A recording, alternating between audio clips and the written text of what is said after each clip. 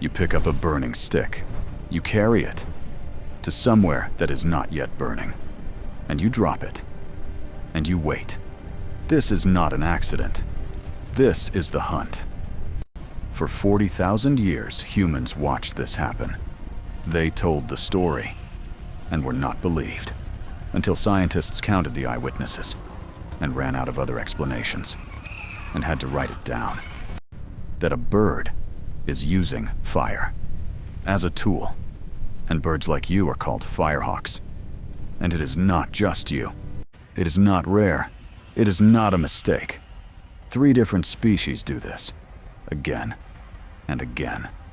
Black kites, whistling kites, brown falcons.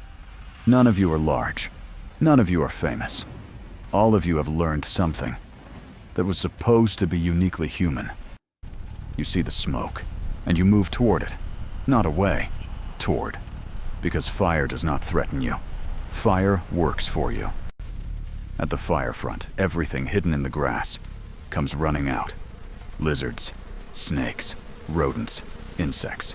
All of them exposed. All of them desperate. All of them yours. But the fire moves and burns itself out, and the feeding ends. Unless you extend it. So you land near the edge of the flames. You pick up a branch, smoldering, not fully burning. You carry it in your talons, or your beak, over the road, over the river, over the fire break the humans built, to the dry grass on the other side. And you drop it, and the grass catches, and the fire begins again, and everything runs again, and you feed again. Humans have watched this happen, have seen their containment lines crossed, not by wind, not by embers, by you, holding a burning stick, making a decision.